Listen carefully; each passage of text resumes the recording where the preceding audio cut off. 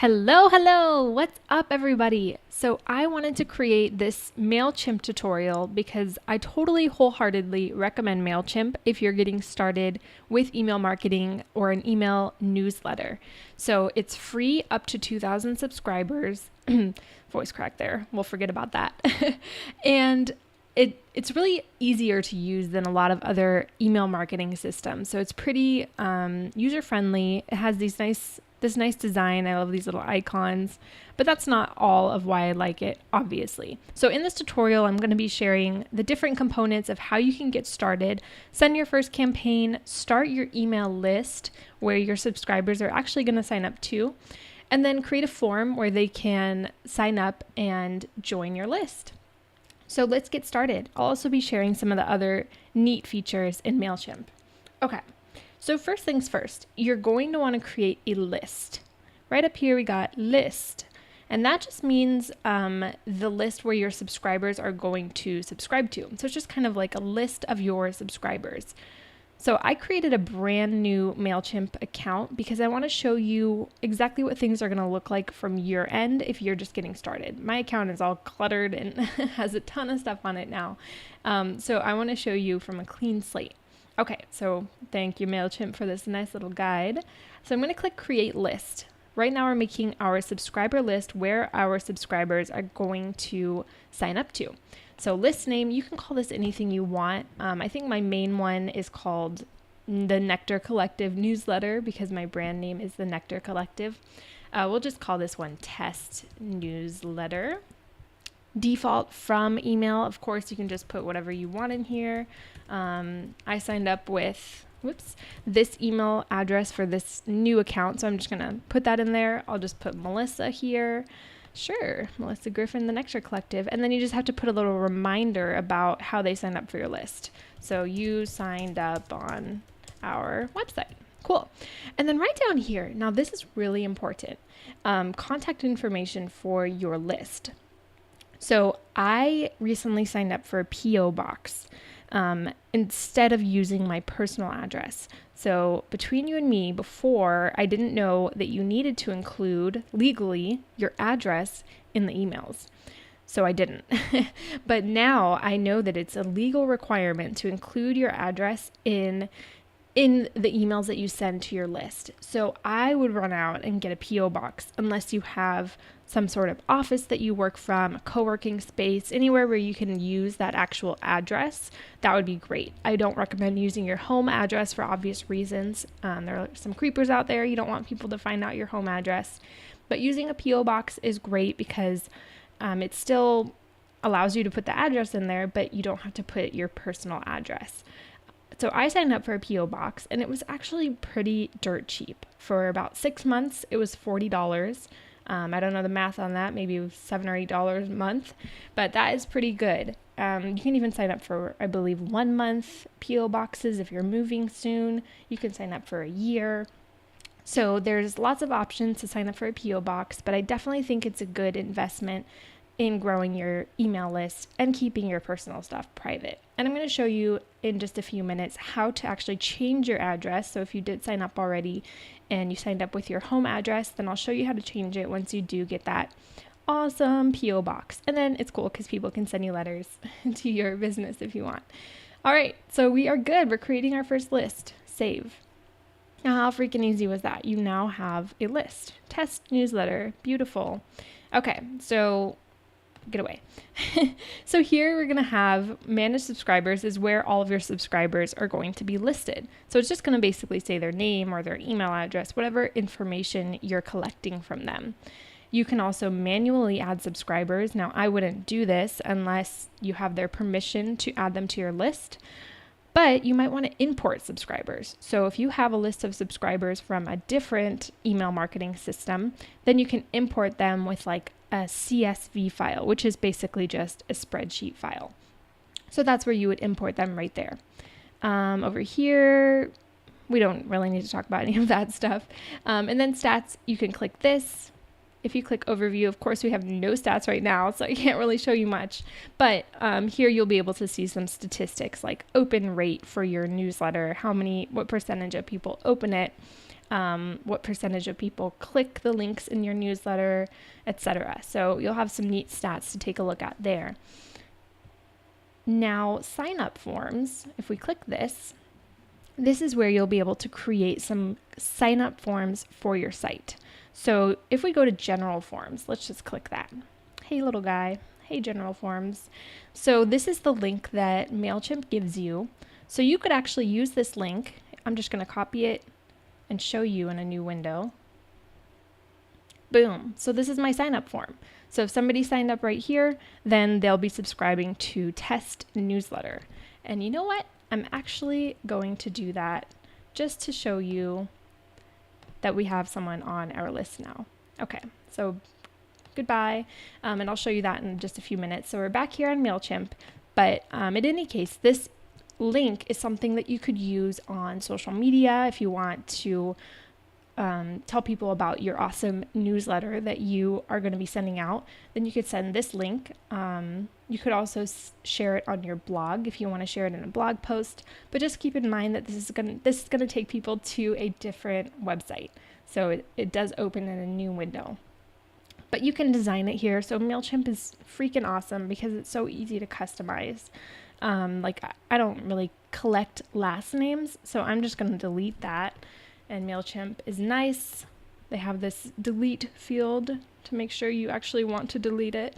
So now we just have email and first name. I would recommend doing that for your own as well. There's few cases I can think of where you would actually need somebody's last name. And the neat thing, and I'll show you this later too, in Mailchimp, you can actually, if you collect their first name, you can actually email them using their first name. So you don't actually have to type in everybody's first name. You can just put this, it's called the merge field. You can put that or merge tag into your email and it will automatically pull their first name that they signed up with. So you could be like, hey, Catherine, hey, Melissa, and it will feel more personal. All right, and now if you click here for design it, then you have some cool options to design the look of your opt-in page. So we can change the background color. What a beautiful pink. We can click body, which is in here, to change that color. Forms. Now I'm not making this look real beautiful right now, just FYI. So this button we could change. Let's make it a red. This is like Valentine's list. Oh yeah, beautiful. Love it. And really you can just click all of these different things and change the text, change the colors. You could also import a logo in here. So a nice thing right up here in Test Newsletter that doesn't look very convincing or beautiful. So we could click use image and then you can browse your computer or import an image from a URL. So that's a cool thing too. So you can really customize it to be on brand with your brand. All right, now another thing that I really want to share with you, I think a lot of people have questions about, is the thank you email or how to send a lead magnet. So a lead magnet is basically something that you're giving away for free to people who sign up for your email newsletter. So you've probably seen this a lot, like sign up for my newsletter and get my free PDF about growing your blog, or sign up for my newsletter and get this awesome checklist for how to style your dog. I don't know. Anything that's related to your niche or anything that you think your audience would love would make a great lead magnet. So a lead magnet doesn't have to be too extensive. It could just be a one-page PDF like a checklist, or it could be a few worksheets that are really going to help your audience go through your content or discover something about themselves, or it could be like a mini ebook or a chapter from an ebook that you're selling. The opportunities are pretty endless. You could even use a video or some sort of free course or a challenge. So really just be creative here. Think about what would really help your audience and then create a lead magnet in order to get more subscribers to your email list. So how do you send that lead magnet? Here's the fun part. So we can just click right here. I click this forms and response emails. So I'm clicking sign up forms And then I'm going to go here to final welcome email. Final welcome email. So this is the email that they are going to get after they confirm their subscription, say, yes, I want to be part of your list. They're going to get a final email that says, hey, you're awesome. Thanks for subscribing. And in this email, so I can actually click the email and edit the content. So this is kind of bland, right? Your subscription to our list has been confirmed. But I'm going to actually change it and be like, hey, you're awesome. Here's, oh my gosh, I can't type, you guys. Here's a link to your free PDF about how to style your dog. And then you can just click or highlight your text, insert a link, and this link would link to your PDF. So all you have to do, and it doesn't have to be a PDF, of course, but for most lead magnets, oh my gosh, lead magnets, a PDF works really well.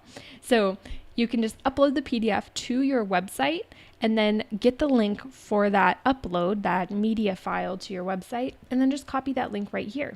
And then we'll click insert, but I don't have a link, so I'm just going to click cancel. And then when they get that final welcome email, it will say, it'll short message from you and then a link to download that freebie, your lead magnet. So you could click save and close. I just exited out. And then it also includes this information that I'm not too sure if you can change that part. And then a big unsubscribe button, because that's the first thing we want people to do when they subscribe to our list, right? Unsubscribe. No. Okay.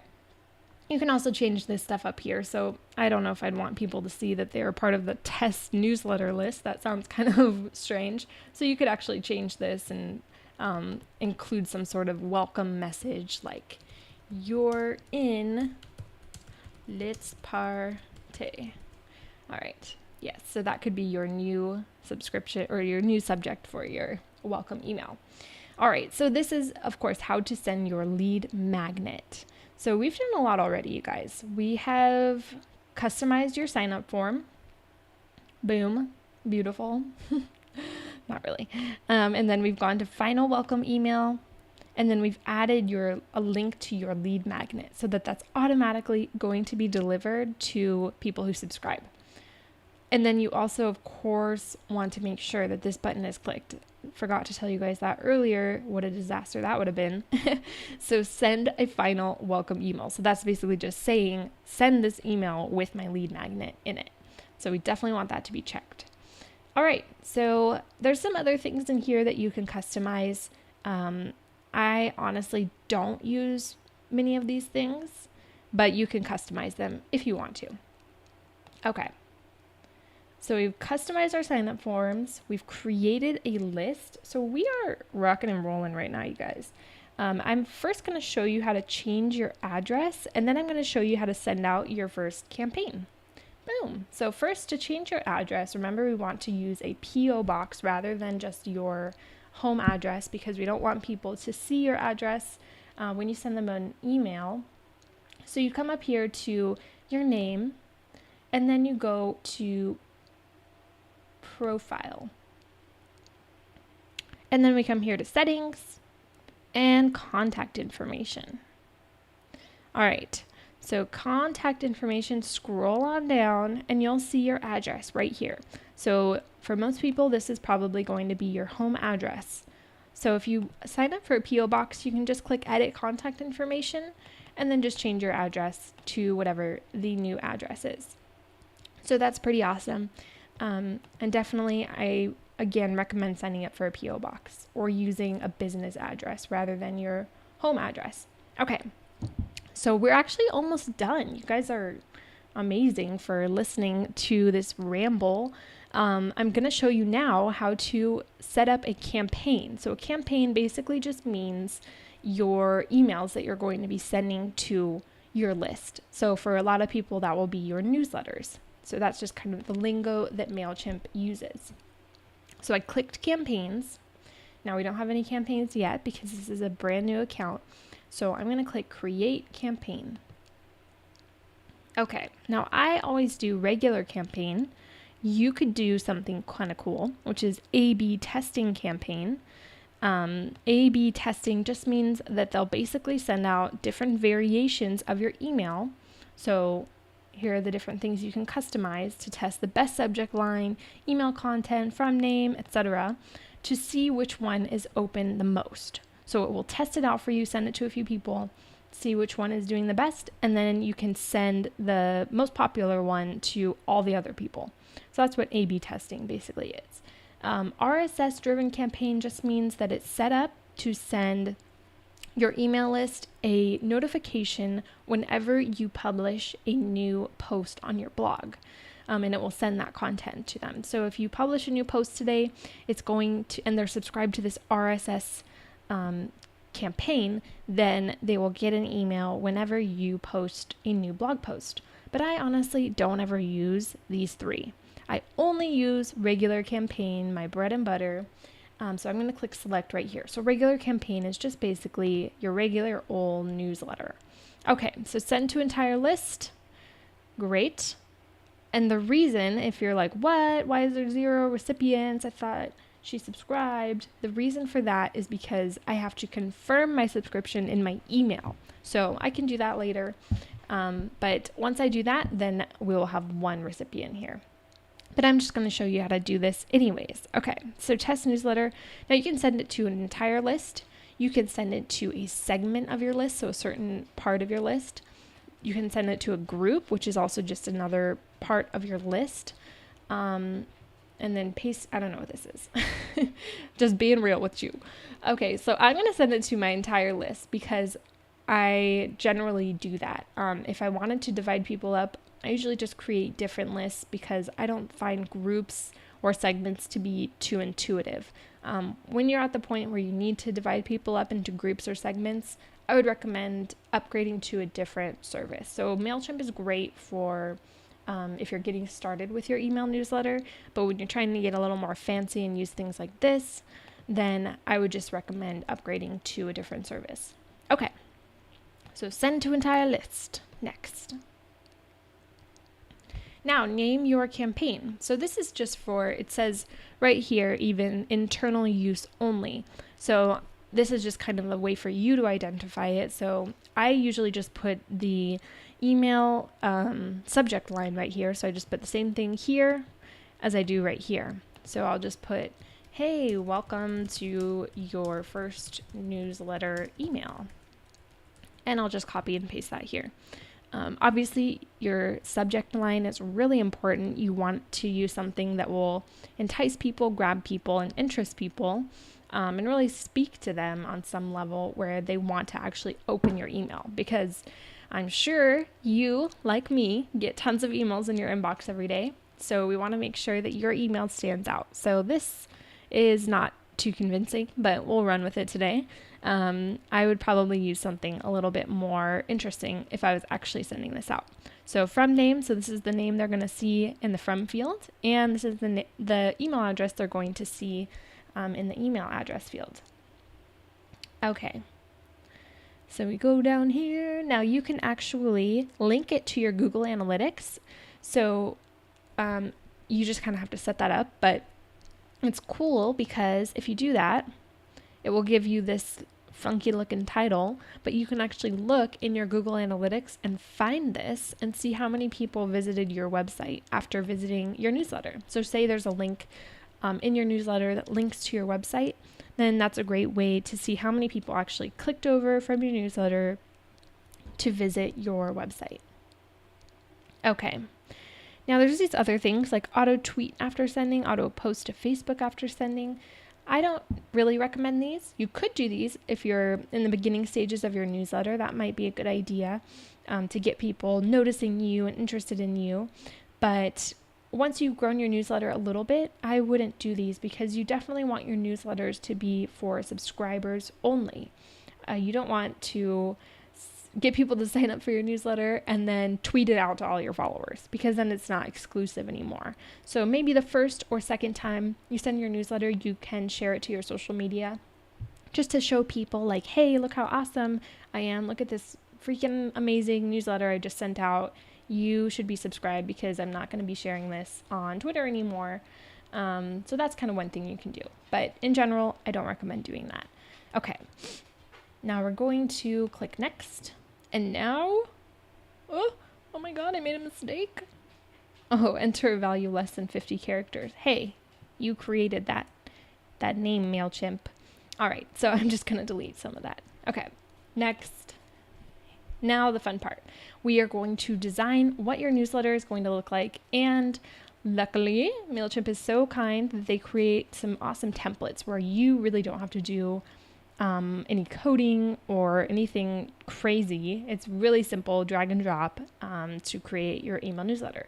So first, you just want to click and select a basic layout. There's a lot of layouts here, so kind of depends on what you want to share in your newsletter. If it's like image heavy, this one might be nice. Generally, I just click like this one, really simple, and then I spice it up with some other things like my own images. So I'm actually just going to click this one. So we're going to be basic today, but of course you have a lot of other options. Okay, so here we have the option to put a cool image, which I would recommend to be your logo or something that pertains to your brand. Here, this is going to show up, this little text right here that I'm kind of covering up.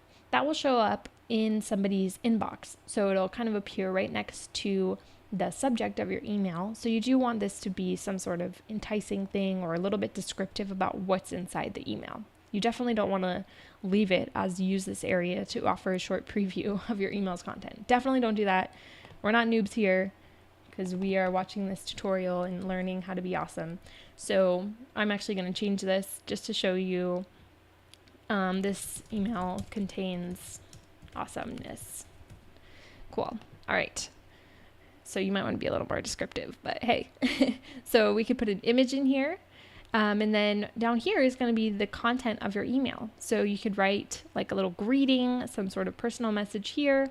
And then Mailchimp, again, is awesome, has all this drag and drop stuff. So if you want, you could put a button like buy now or click here to sign up for my webinar. And one thing that I really like to do, I'm just kind of perfectionist in some ways. So I click style. Of course, you can style your button, so you can pick a different color. That looks okay. You can change the font and everything.